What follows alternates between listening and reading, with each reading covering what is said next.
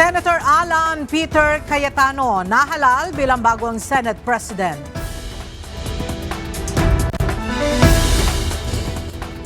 Ginawa ng National Bureau of Investigation kay Senator Bato de la Rosa mali ayon kay Vice President Sara Duterte.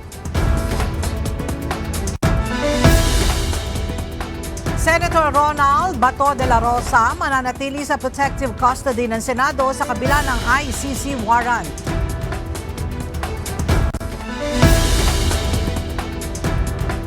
Articles of impeachment laban kay Vice President Sara Duterte inendorso na ng Kamara sa Senado. Ilang kongresista nanindigang dapat ituloy ang impeachment laban kay VP Sara kahit nagpalit liderato sa Senado.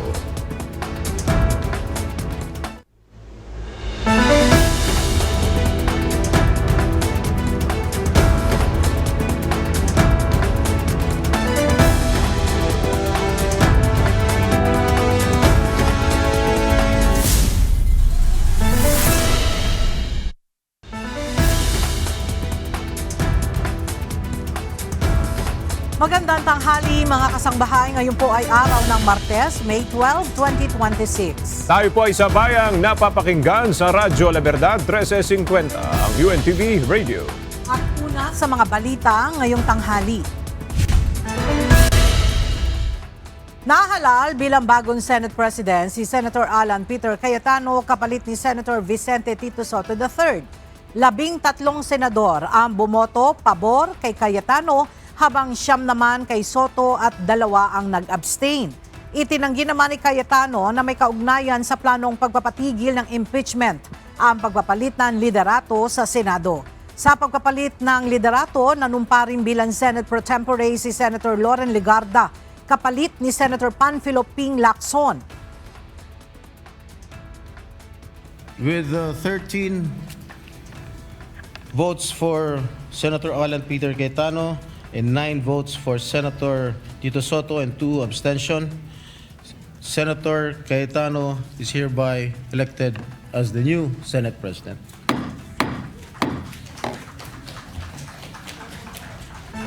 Session suspended.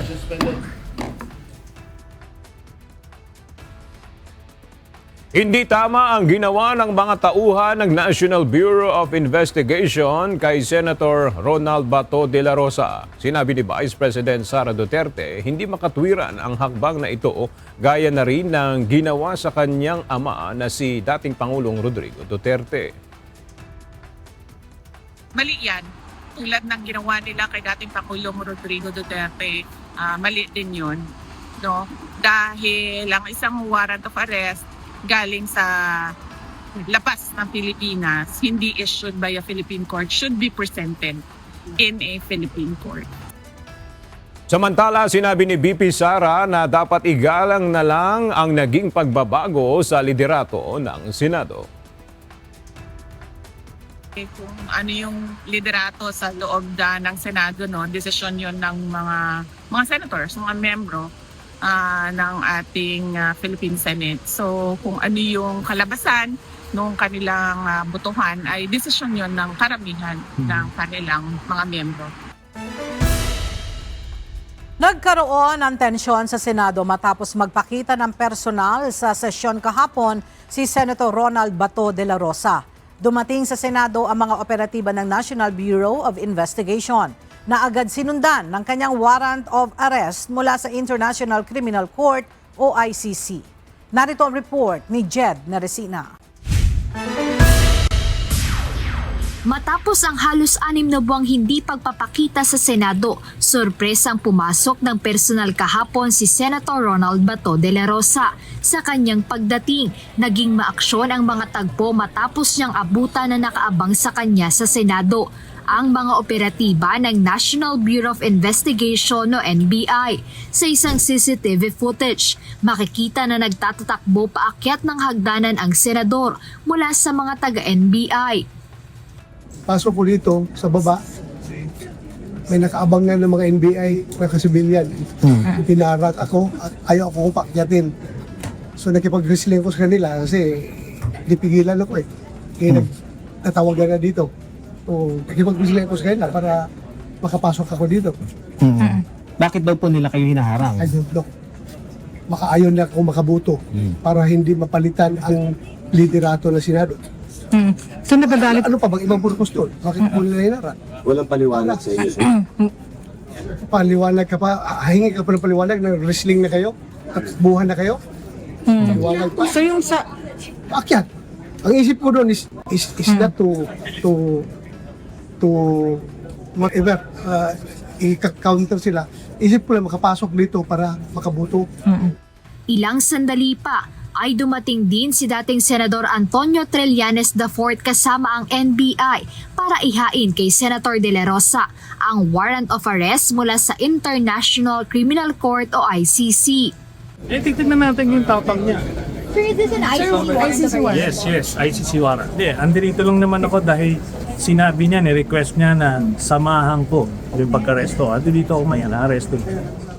Nagkaroon ng komosyon sa Senado kung saan kinailangan i-lockdown ang buong gusali. Kalaunan ay nagpasya ang liderato ng Senado na isailalim sa protective custody si Senator De La Rosa. Dahil sa tensyon, nagkaroon ng mahabang pag-uusap sina Senate President Alan Peter Cayetano at NBI Director Melvin Matibag. Sa huli, sinabi ni Director Matibag na hindi nila aarestuhin si Senator Bato habang ito ay nasa ilalim ng protective custody ng Senado. Sinabi pa ng NBI Director na bagamat may warrant mula sa ICC, inirerespeto nila ang Senado bilang kanilang co-equal branch. Yung ICC warrant, it's there already, and there was also a resolution. I understand that the Senate mentioned that Senator Bato will be under custody. So kami naman on the executive side, we respect the co-equal branch nila, di ba? So we will hope that pag kailangan sumagot ni Senator Bato dun sa mga kailangan sagutin legally, may dato ka naman yung petition nila. So the Senate will be ready to present Senator Bato. Well, dahil they're already put in the custody of the Senate, so we will recognize that. And, we'll just hope that when it's needed, Senator Bato will be available also to answer. Kinumpirma naman ni Senate President Cayetano ang impormasyong ito. Umapila rin aniya siya sa NBI na mag-apply ng warrant sa Korte sa Pilipinas at pairali ng due process na naaayon sa ating batas. We will see what the rest of government says. But ang appeal ko sa kanila, palakasin natin ang mga korte sa Pilipinas. Walang mawawala sa atin kung mag-a-apply sila ng warrant sa korte at pababayaan nila yung due process, lahat ng legal remedies. It will strengthen us, not weaken. Kinondena naman ng ilang senador ang nangyari sa kasamahan nilang si Senator De La Rosa, maging sa isang miyembro ng Office of the Sergeant at Arms o OSAA. Ayon kay Senator Amy Marcos, sangkatutak na kabastusan ang ginawa ng NBI sa Senado kahapon. Abay, ang pagkaalam ko, kinakailangan yung ICC magsasabi sa Interpol, ang Philippine counterpart ng Interpol, yung Philippine Council for Transnational Crime, yung PCTC. Hindi naman PCTC to NBI to At saka higit sa lahat, kinakailangan pumunta muna sa korte na Pilipino. Para for enforcement of foreign judgment, kailangan sila kumuha ng warrant. Kaya saan yung warrant nilang Pinoy? So ma'am ngayon stand-off. Ewan ko sa kanila. So ibig sabihin, sorry, Ako ang talagang bastusan na to, sangkatutak na bastusan, sinugod na yung Senate, sinakta ng isang senador, duguan si Senator Bato, kailaking tao, talagang dinamba, rinesling, andyan sa may hagdan. Pagkatapos niyan, binugbog naman yung ating security isa. Ano ba naman to? Tama ba to? Konting respeto naman. Tinuligsa rin ni Senator Robin Padilla ang ginawa ng NBI kay Senator Bato at iginiit na hindi ito makatwiran. Ako, labag sa batas yung ginagawa nila. Kaya ako, medyo masakit sa akin yung nakikita ko. Pero siyempre, sinahayaan natin magdesisyon yung Senate President.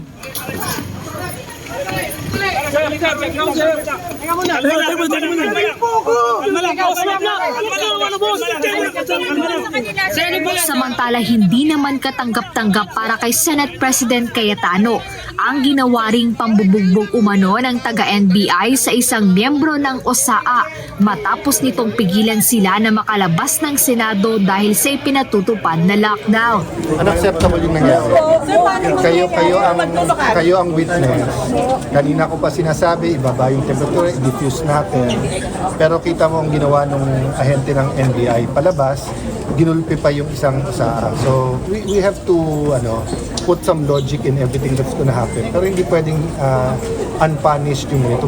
Hindi pwedeng sa police, sa BJMP, sa NBI, may mga ganyan ang utak. Utak, masugulero ba na you don't use logic, you use your fist. Hindi pwede yun. Sa kabila ng gulong nangyari, tiniyak ng NBI na makikipag-ugnayan sila sa Department of Justice o DOJ at Philippine Center on Transnational Crime o PCTC, pati na rin sa Interpol at kung sakaling may mga imbitasyon o kailangang ipaabot na mensahe, ay ipadadaan na nila ang mga ito sa tanggapan ng Senate President. Jed Neresina, UNTV News and Rescue.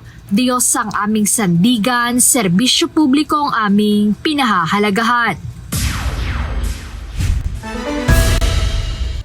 Magdamag na nagbantay ang ilang taga-suporta ni Senator Ronald Bato de la Rosa sa labas ng tanggapan ng Senado kagabi.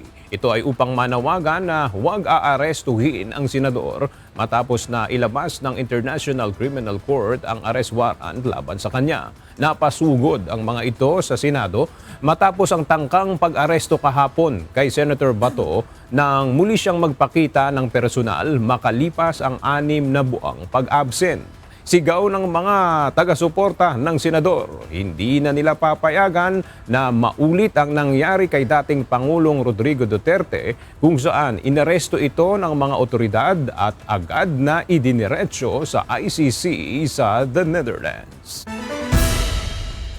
Hindi agad nakapasok si National Bureau of Investigation Director Attorney Melvin Matibag sa Senado nang muli nitong subukan pumasok doon. Bunsod ito ng emergency lockdown na ipinatupad sa Senate premises.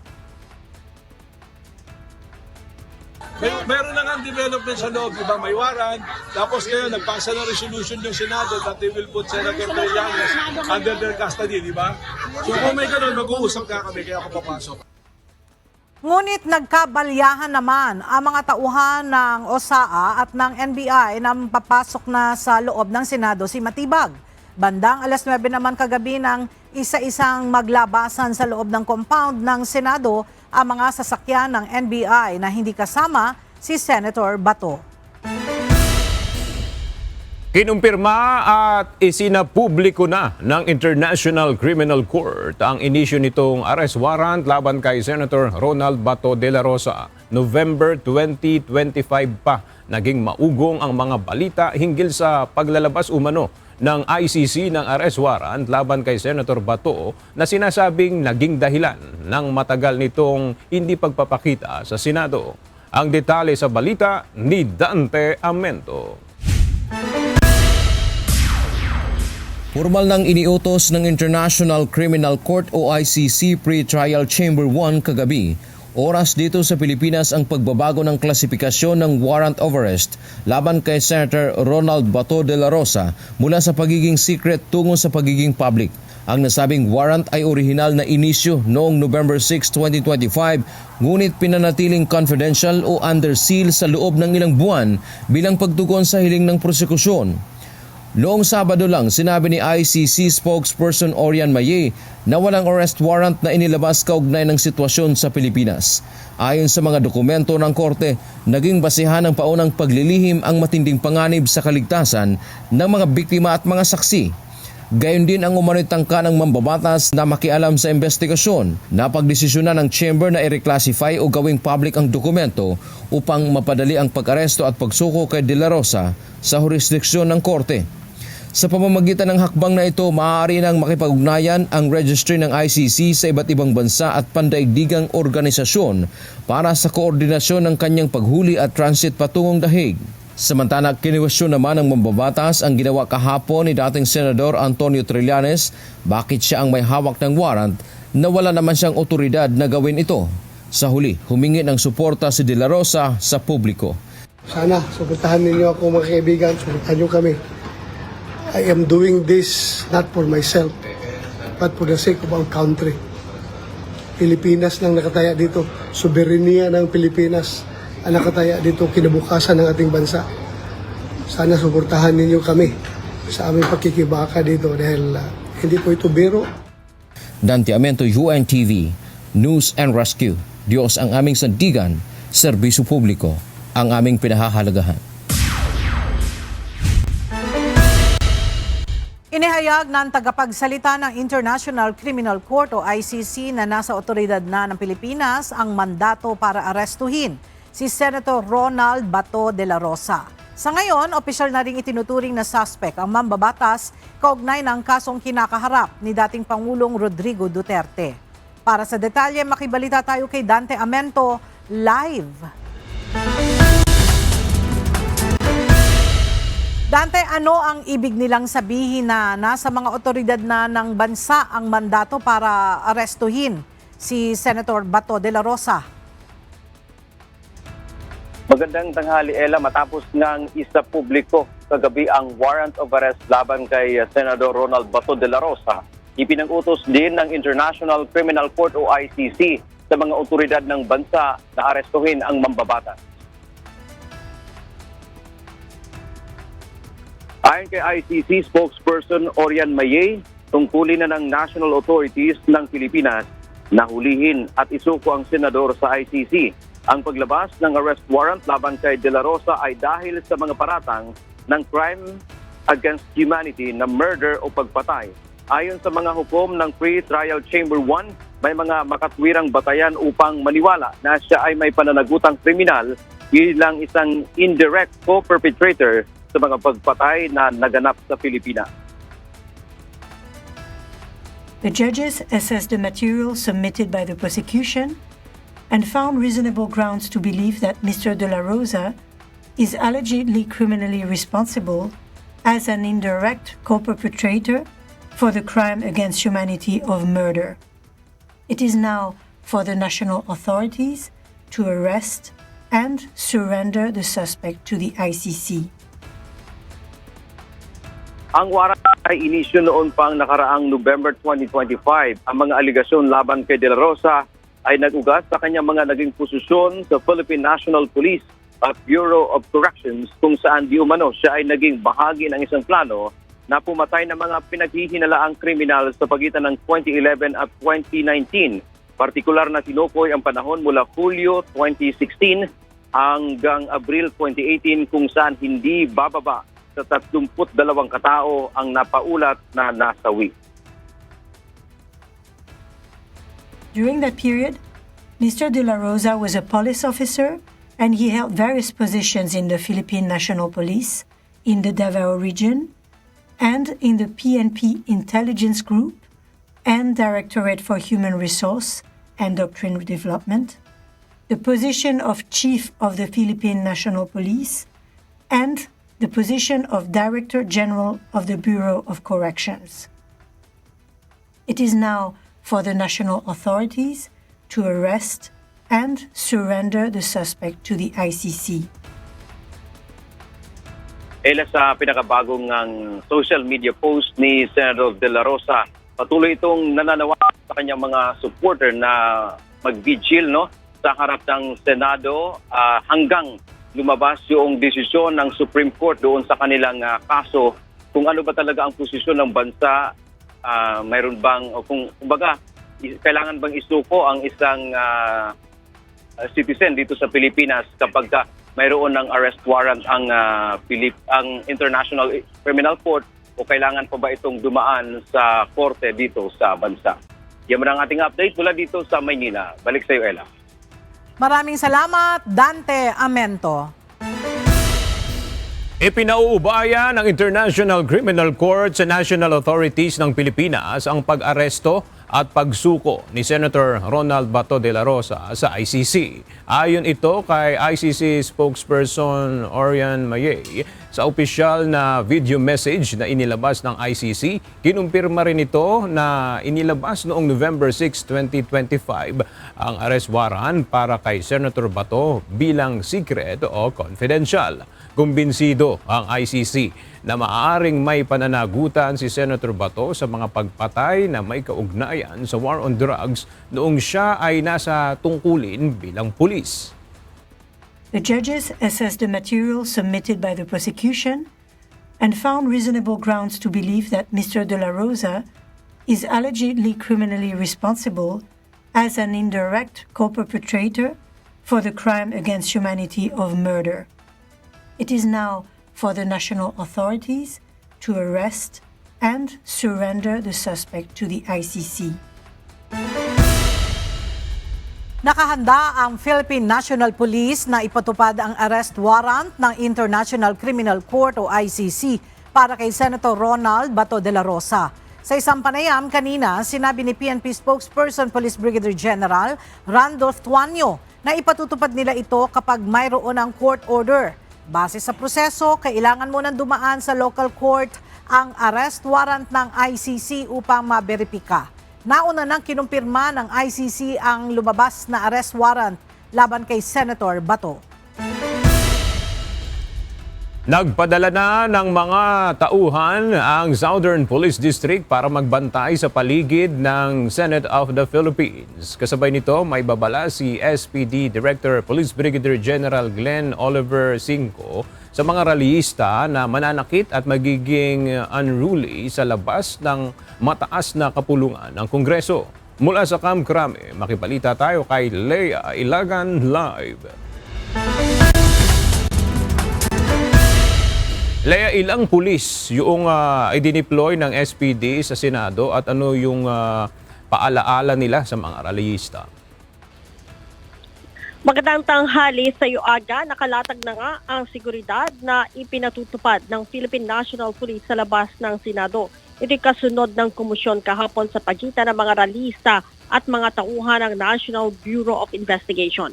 Ayon kay SPD Director Police Brigadier General Glenn Oliver Cinco, nasa 343 tauhan ang kanilang idineploy sa perimeter ng Senate of the Philippines. Aniya, 8 ang nakatalaga sa entrance ng Senate. 6 naman ang mobile car. 11 naman ang nasa covert operation.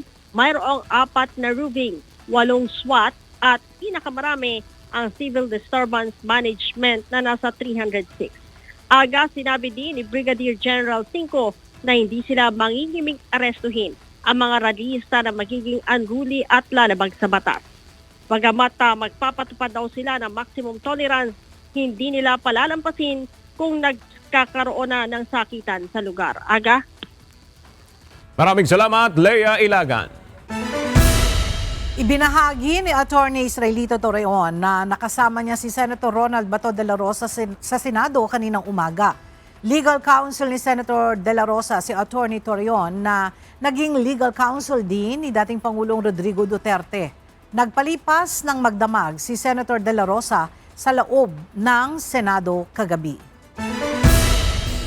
Bantay sarado pa rin ng Philippine National Police ang labas ng Senado. Matapos kumalma ang sitwasyon kagabi, balik sa Senate premises ang mga pulis para magbigay seguridad. Alamin natin ang update sa report ni Ryan Lacanlale live. Ryan, kumusta yung sitwasyon dyan sa Senado? May mga supporters pa rin ba si Senator Bato? Aga, sa ngayon ay mahigpit pa rin ang seguridad dito sa Senado. Hindi basta pinapapasok yung mga pumapasok dito. Maliban na lamang doon sa mga may ID ng Senado o kaya yung may mga official function dito na nandun sa kanilang mga talaan. Kaninang umaga, nadatnan natin na nagpo-programa pa yung nasa kulang sa 20 supporter ni Senator Bato de la Rosa dito sa harap ng Senado. Pero dahil kanina, nung uminit na, bandang alas 10, ay unti-unti silang umalis. Pero sabi nila ay babalik sila at yung mga kasama nila ay inaasahan nila makamamayang hapon ay bumalik din dito. Patuloy ang pagdating ng mga pulis dito sa labas ng Senado. Pagdating ng alas 10 kaninang umaga, isa pang batch ng mga pulis ang dumating. Ayon kay National Capital Region Police Officer o Office Director Major General Anthony Abirin, nasa 2 pulis ang kanilang idineploy ngayong araw dito sa perimeter ng Senado. Aniya, area security lamang sila para panatiliin ang kapayapaan sa lugar. Hindi rin sila basta makakapasok sa loob ng Senado malibang ipatawag sila sa loob. May ilang supporter ni Senator De La Rosa ang nagsagawa ng programa sa harapan ng Senado kaninang umaga. Bahagyang nagkaroon pa ng komosyon ng hindi pa palapitin ang kanilang sasakyan na may setup na speaker dahil nakakaharang ito sa mga sasakyan na pumapasok sa loob. Kalaunan ay nag-alisan na rin ang mga supporter ni Senator Bato. Babalik sila at mamayang hapon. Pero inaasahang nilang babalik ang kanilang mga kasamahan din dito at pagkatapos nilang kumain, itutuloy nila ang kanilang mga programa. Kanina dumating din dito si Attorney Jimmy Bondoc, isa sa legal counsel ni Senator Bato de la Rosa. Ayon sa kanya, nakatakda silang maghain ng habeas corpus pero hindi pa nito tiyak kung naisumiti na sa Korte Suprema dahil digital naman aniya ang pagpapasa ngayon. Isa pa sa dumating sa pasado alas 10 ng umaga si Attorney Ferdinand Topacio para mag-assist kay Senator Bato de la Rosa. At sa ngayon medyo tahimik naman, may mga pulis, yung mga pulis nandun sa bandang kaliwa ng gate, andun sila, nakabarikada sila doon at pigilan nila yung mga isa sa target nila, yung mga rallyista na magpipilit pumasok dito sa perimeter ng Senado. Pero sa ngayon, yung ibang mga pulis dito kanina na naka-standby dito sa aming likuran ay sumilong muna dahil napakainit ng panahon ngayon dito. Diyan mo ang latest mula dito sa Senado sa Pasay City. Balik sa'yo, Aga. Maraming salamat, Ryan Lacanlale.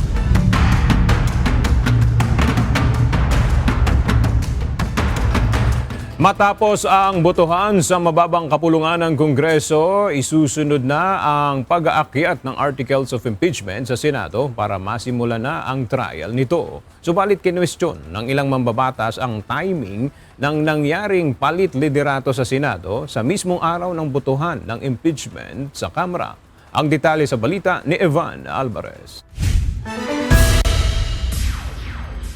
Sa pangalawang pagkakataon ay muling na-impeach si Vice President Sara Duterte sa House of Representatives. Sa final tally kahapon na 257-25-9, mayorya ang pabor na i-transmit ang resolusyong lakip ang Articles of Impeachment papuntang Senado upang formal nang masimulan ang paglilitis laban sa bise. Matapos ipaliwanag ng ilang mga kongresista ang kanilang boto, naghain ng mosyon si Senior Deputy Majority Leader at Iloilo 3rd District Representative Lawrence Defensor na ihanda na ng House Secretary General ang transmittal nito paakyat ng mataas na kapulungan ng Kongreso. Is there any objection? The chair hears none. The motion is approved. The resolution setting forth the articles of impeachment together with all annexes is hereby endorsed to the Senate.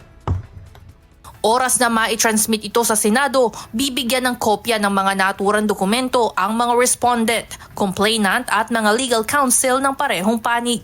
Pagbobotohan rin sa plenaryo ng Kamara kung sino-sino ang 11 kongresista na bubuo ng House Prosecution Team sa isasagawang impeachment trial.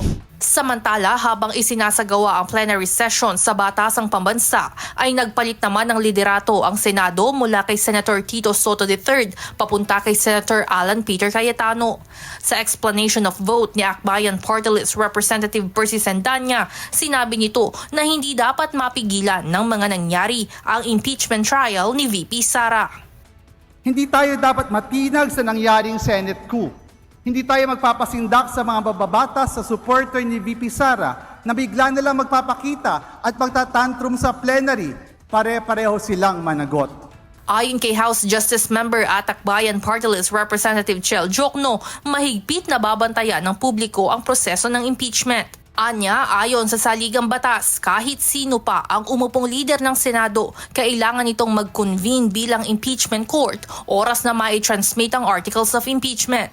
Ang Makabayan Bloc naman, mariing kinondena ang timing ng pagpapalit ng Senate leadership. kasabay ng botohan sa impeachment sa Kamara. Anila, kalkuladong political intervention ang nangyari upang protektahan ang mga makapangyarihan at makaiwas sa pananagutan. Samantala, sa kasaysayan ng mga nangyaring impeachment sa Pilipinas, si VP Duterte pa lamang ang 2 beses na na-impeach ng Kamara. Evan Alvarez, UNTV News and Rescue. Diyos ang aming sandigan, serbisyo publiko ang aming pinahahalagahan. Matapos i-impeach sa pangalawang pagkakataon si Vice President Sara Duterte ng Kamara kahapon, iaakyat na sa Senado ang Articles of Impeachment para sa paglilitis. Para sa isang kongresista, kailangang ituloy ang impeachment trial sa kabila ng nangyaring Senate leadership change. Mula sa House of Representatives, nagbabalik si Evan Alvarez live. Evan, ano ang naging reaksyon ng ilang mambabata sa nangyaring palit liderato sa Senado? Ella, ayon kay Akbayan Party List Representative Chel Jokno, as far as they are concerned, wala silang kontrol dito sa nangyaring palit liderato sa Senado. Ngunit sa kabila nito ay patuloy nilang babantayan at paghahandaan itong pag-transmit ng Articles of Impeachment laban kay Vice President Sara Duterte papunta sa mataas na kapulungan ng Kongreso. Conduct a trial forthwith. Yan ang pinanghahawakan ni Akbayan Party List Representative Chel Jokno para sa impeachment trial ni Vice President Sara Duterte ngayong lusot na ito sa pangalawang pagkakataon sa Kamara. Anya, sa kabila ng biglaang pagpapalit ng liderato sa Senado, hindi dapat ito maapektuhan ang mandato ng saligang batas sa mataas na kapulungan ng Kongreso na magsagawa ng paglilitis laban sa isang impeachable official. Once the impeachment court convenes, they are bound by the Constitution. And the Constitution says conduct a trial. It does not give an option to the Senate to dismiss the case outright. Pagtitiyak nito, anuman ang mangyari sa Senado, ginawa na ng House Justice Committee maging ng buong Kamara ang kanilang trabaho. Pinaghahandaan na rin anya kung sino ang ipapadalang 11 House members na magiging parte ng panel of prosecutors. Isa si Jokno sa matutunog na pangalang inaasahang magiging prosecutor ng impeachment trial laban kay VP Duterte. Samantala, isa rin sa posibleng maging prosecutor si Manila 3rd District Representative Joel Chua. Ngunit paglilinaw nito, hindi pa pinal ang mga pangalan lalo na at kailangan pa itong pagbotohan sa plenaryo.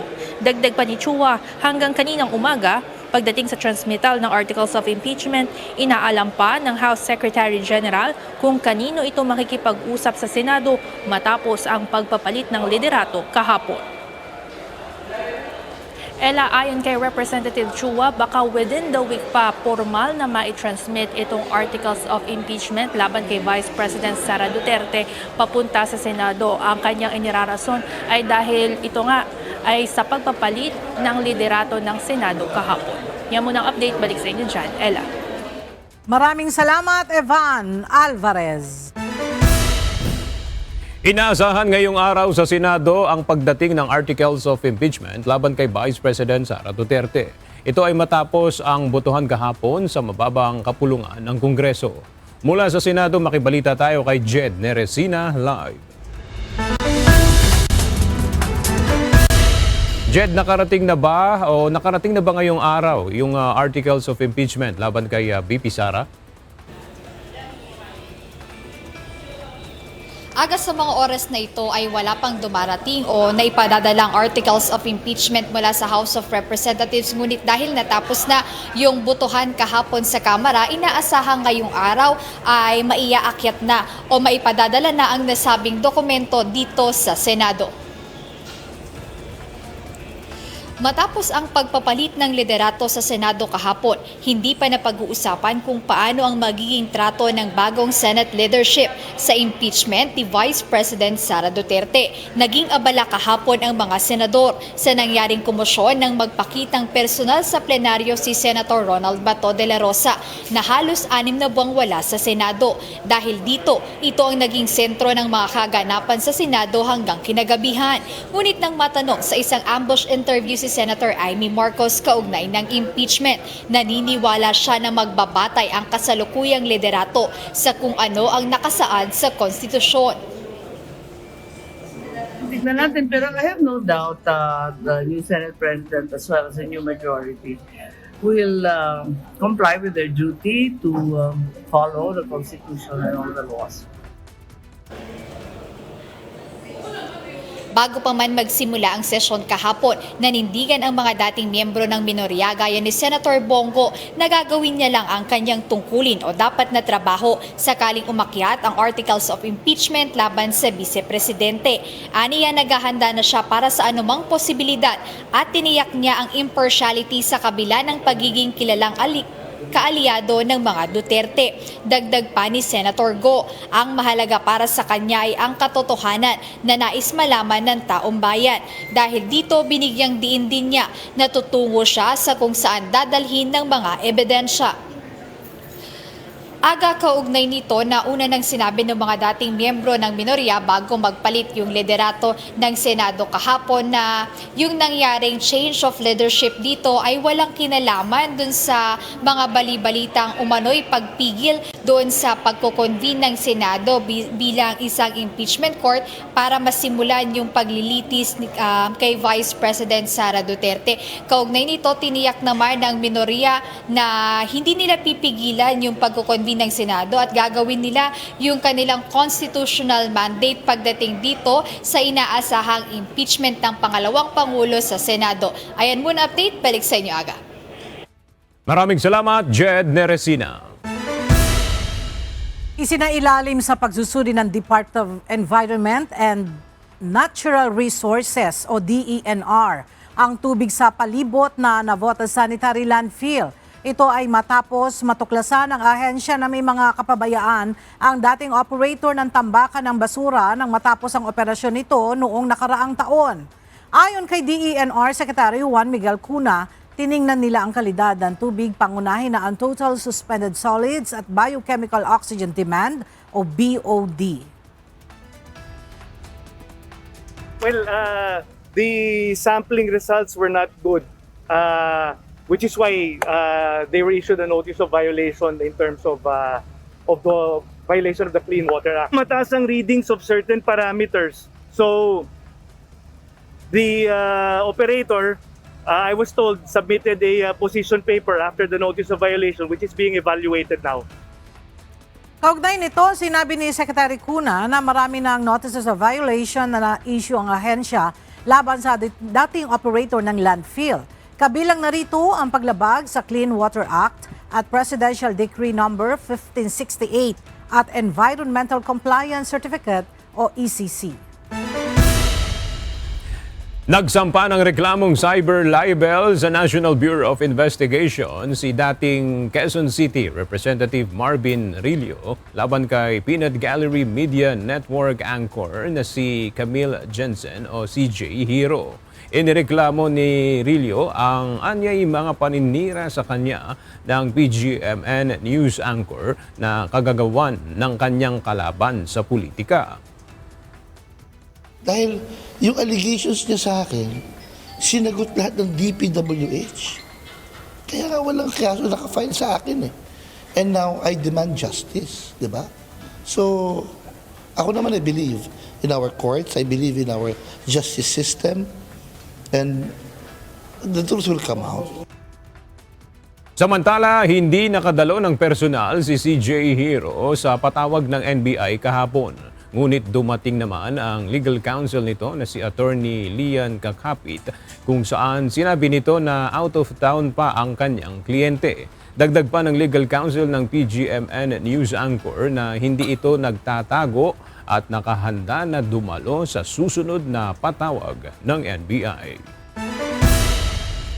Na-recover na ng mga tauhan ng Philippine National Police Highway Patrol Group ang 10 sasakyan na sangkot sa rent, tangay at benta scheme. Ang naturang mga sasakyan ay nakuha sa 2 araw na magkasunod na operasyon sa Laguna at Batangas. Narito ang report ni Leia Ilagan. Naibalik na sa mga may-ari ang 10 sasakyan na sangkot sa rentangay at benta scheme. Ito ay matapos ang 2 araw na operasyon ng PNP Highway Patrol Group sa Laguna at Batangas noong May 7 at May 8. Ayon kay PNP HPG Director, Police Brigadier General Romel Batangan, ang pagkaka-recover sa naturang mga sasakyan ay bunsod ng pinag-igting nilang kampanya laban sa carnapping, organized criminal activities, smuggling at road-related crimes. Base sa investigasyon ng HPG, kinukuha ng babaeng suspect ang tiwala ng mga may-ari ng sasakyan upang parentahan ito, ngunit kalaunan ay ibinibenta nang hindi nalalaman ng may-ari. Kinukuha niya po yung trust and confidence nitong mga actually kabarangay niya, kalugar niya. So ipinapasok po nila from rental and then sasapuhin niya at ito naman po yung kanyang ibebenta, yung mga units. Kaya po ganyang naalarma yung mga registered owner natin. Sinabi pa ni Brigadier General Batangan na patuloy ang isinasagawang investigasyon ng HPG upang malaman kung gaano kalawak ang operasyon ng suspect. Actually, we're still in the process of investigation. Gaya nga ng aking utos dito sa RSP ng 4A, i-dig deeper pa natin. Kung hindi lang ito yung mga on-hand natin na na-recover, titingnan pa natin, baka may mga naisala na previous, and that is why good thing meron po tayong ganitong press con para hikayatin din natin yung mga nabiktima pa, particularly so yung mga taga Region 4A na nakapag-renta rin po ng mga sasakyan gaya na itong mga na-recover natin. 3 sasakyan ang na-recover sa Santa Cruz, Laguna, habang 6 naman ang natagpuan sa San Pascual, Batangas, habang 1 sasakyan naman ang kusang isinurrender ng nakabili nito. Patuloy naman ang isinasagawang follow-up operations ng mga otoridad para mahanap ang babaeng suspect at masampahan ang kasong paglabag sa Republic Act 10883 or Anti-Carnapping Act of 2016 at estafa. Leia Ilagan, UNTV, News and Rescue. Diyos ang aming sandigan, serbisyo publiko ang aming pinahahalagahan.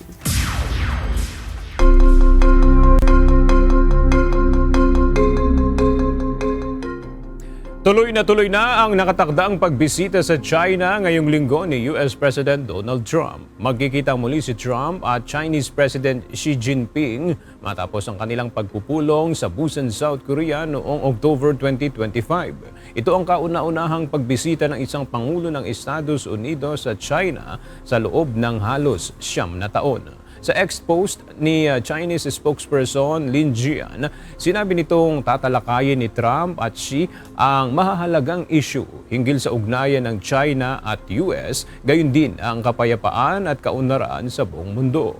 Ayon sa pamahalaan ng China, mahalaga ang papel ng Head of State Diplomacy sa pagbibigay ng direksyong estratehiko sa relasyon ng dalawang bansa. Dagdag ni Lin, nakahanda ang China na palawakin ang kooperasyon at pamahalaan ang pagkakaiba sa diwa ng pagkakapantay-pantay, respeto at kapwa-benepisyo. Naghain ng not guilty plea si Cole Thomas Allen kaugnay ng kanyang pamamaril sa White House Correspondents Association dinner sa Washington, D.C. noong nakaraang buwan. Kinasuhan si Allen ng federal gun crime sa tangkang pagpaslang kay US President Donald Trump. Ayon sa mga prosecutor, tumakbo ang suspect lampas sa metal detector habang may hawak na shotgun bago nagpaputok malapit sa security checkpoint. Agad naman siyang napigilan ng mga ahente ng US Secret Service bago makarating sa ballroom kung saan ginaganap ang pagtitipon. Sa gitna ng mga hamon at tensyon na kinakaharap ng mundo sa kasalukuyan, patuloy na pinagtitibay ng Pilipinas at Australia ang 80 taon ng matatag na pagkakaibigan at diplomatiko nitong ugnayan. Bilang bahagi ng paggunita sa mahalagang milestone na ito, idinaraos sa Perth, Western Australia ang serye ng mga pagdiriwang kabilang ang Philippine Fiesta Perth at isang gala night bilang simbolo ng patuloy na pagkakaisa, pagtutulungan at paggalang sa pagitan ng dalawang bansa. Ang detalye mula kay Marvy Delfin. Sa loob ng 80 taon, naging matatag ang samahan ng Pilipinas at Australia sa larangan ng diplomasya, kalakalan at edukasyon. Mula pa noong mga unang panahon ng paglipat ng mga Pilipino sa Australia, naging mahalaga na ang papel ng mga kababayan sa pagpapalakas ng ugnayan ng dalawang bansa. Sa kasalukuyan, patuloy na lumalaki ang Filipino community sa Western Australia na may mahalagang ambag sa mga industriya tulad ng healthcare, education, resources, hospitality at maliliit na negosyo. Ayon sa mga opisyal, malaki ang nagiging kontribusyon ng mga Pilipino hindi lamang sa ekonomiya, kundi pati na rin sa pagpapalakas ng multicultural community sa Australia. In the presentation, the Filipino community has a very long history in Australia dating back to the 1800s. Fast forward to today, where our state is fortunate to be home to a very vibrant Filipino community. According to the latest census, nearly 50,000 people in Western Australia reported they had Filipino ancestry. That is extraordinary. In addition to that, Tagalog is among one of the top 10 languages spoken at home in this state.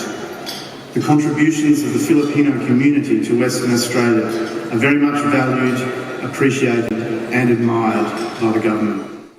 Bilang paggunita sa makasaysayang anibersaryo, inilunsad ang serye ng mga aktibidad sa Perth na pinangunahan ng tanggapan ng Honorary Consul to Western Australia na si Melissa Delisay Aguasa, kasama ang mga community leaders at mga volunteers. Isa sa mga tampok na aktibidad ang Philippine Fiesta Perth na itinuturing na pinakamalaking pagdiriwang ng kulturang Pilipino sa Western Australia. Ginanap ito sa Forest Place kung saan dinagsa ng mga Pilipino at ibang lahi ang makukulay na presentasyon ng kulturang Pilipino. Tampok sa pagdiriwang ang mga cultural dance performance, live entertainment, musical numbers at mga produktong gawang Pilipino. Naging patok din ang iba't ibang pagkaing Pilipino tulad ng adobo, lechon, halo-halo at iba pang Pinoy favorites na tinangkilik ng mga dumalo. Marami rin ang nakilahok sa mga community exhibits na nagpakita ng talento, sining at kasaysayan ng mga Pilipino sa Australia. Ipinakita rin sa pagdiriwang ang diwa ng bayanihan habang nagtutulungan ang mga organisasyon, sponsors, volunteers at local businesses para maging matagumpay ang pagdiriwang. Nagpatuloy naman ang selebrasyon sa pamamagitan ng isang gala night sa Crown Towers nitong May 10. Sa ilalim ng temang Two Shores, One Journey, binigyang pugay sa pagtitipon ang matagal ng pagkakaibigan ng Pilipinas at Australia. Our theme, Two Shores, One Journey, beautifully captures the essence of that relationship. Two nations separated by sea, two cultures shaped by different histories, yet one journey built on friendship, respect, and a shared vision for the future. And tonight we honor that journey. Dumalo sa gala night ang mga diplomats, government officials, community leaders, business partners at mga kababayang Pilipino sa Australia. Layunin ng pagtitipon na bigyang pagkilala ang mga taong nag-aambag sa pagpapalakas ng ugnayan ng dalawang bansa sa loob ng maraming taon. I think coming together and culminating what we are known best is actually very joyful for everyone, and of course giving generosity with our time and giving importance to our community as well. Ayon naman sa mga negosyante at professionals sa Australia, malaki rin ang naging papel ng mga Pilipino sa pagpapaunlad ng iba't ibang sektor sa bansa. Kabilang dito ang mga Pilipinong nagtatrabaho sa legal services, healthcare, engineering, education at business industries. As immigration lawyers working in this space, Filipinos are a huge part of the community in which we work. They're the colleagues that we work with, they're the clients we work with, and so we love being part of this celebration. 80 years is an enormous amount of time, and at a time when the world is, friendships between countries are valued more than ever now. 80 years is a huge achievement. Samantala, noong May 5 ay inilunsad din sa Parliament House sa Perth ang Parliamentary Friends of the Philippines.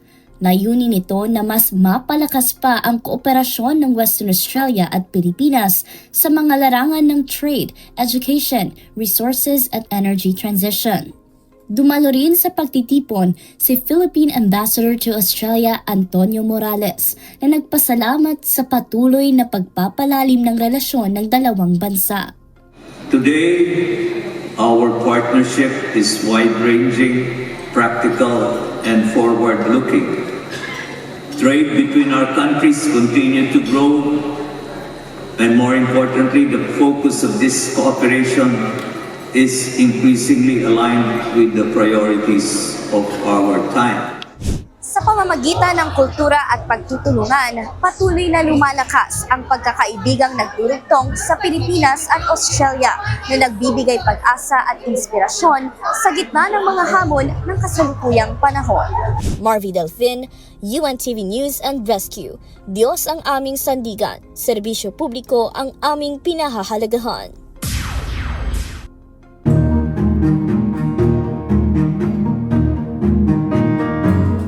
Pinalalawak ng pamahalaang lungsod ng Batak sa Ilocos Norte ang mga bamboo plantation sa mga rural barangay bilang bahagi ng pagsusulong ng kabuhayan at pangangalaga sa kalikasan. Samantala, kumita ng mahigit 62,000 piso ang mga miyembro ng Barangay Maslog Fishermen's Association sa Lawaan, Eastern Samar matapos makapag-ani ng 310 kg ng bangus mula sa kanilang cage culture project.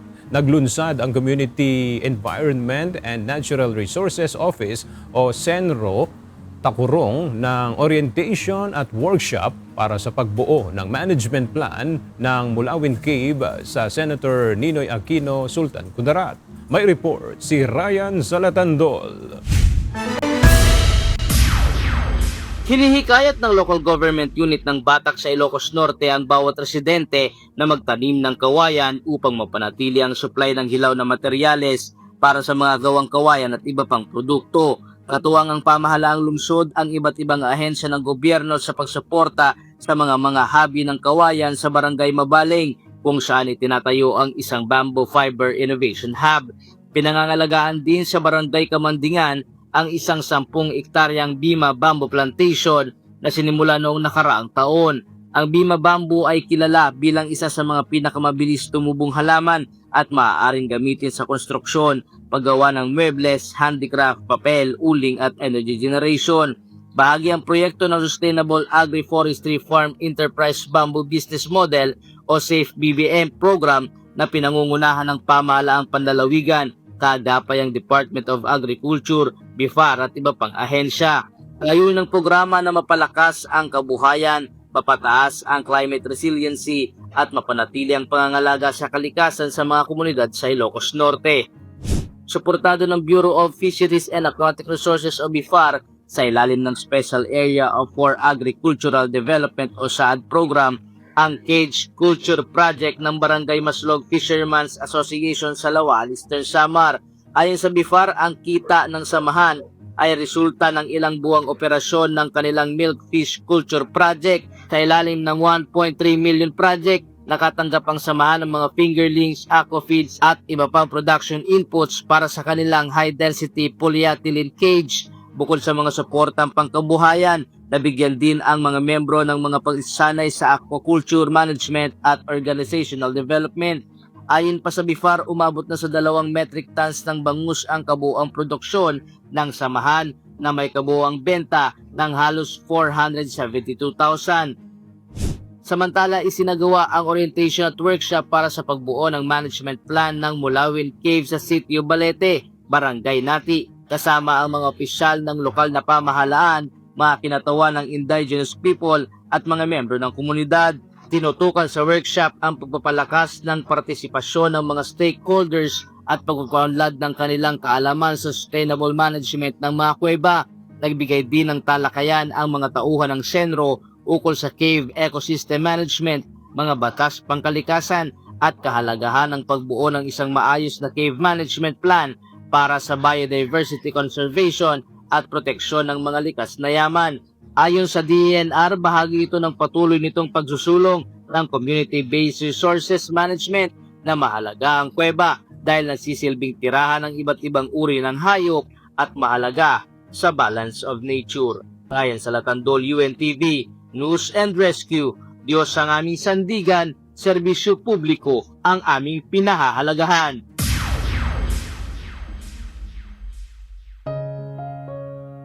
At sa ating pong iiwang mga salita ng Diyos na ating sandigan mula sa aklat ng unang Juan, Kapitulo 4, versikulo 18, na nagsasabi, "Walang takot sa pag-ibig, kundi ang sakdal na pag-ibig ay nagpapalayas ng takot, sapagkat ang takot ay may kaparusahan, at ang natatakot ay hindi pa pinasasakdal sa pag-ibig."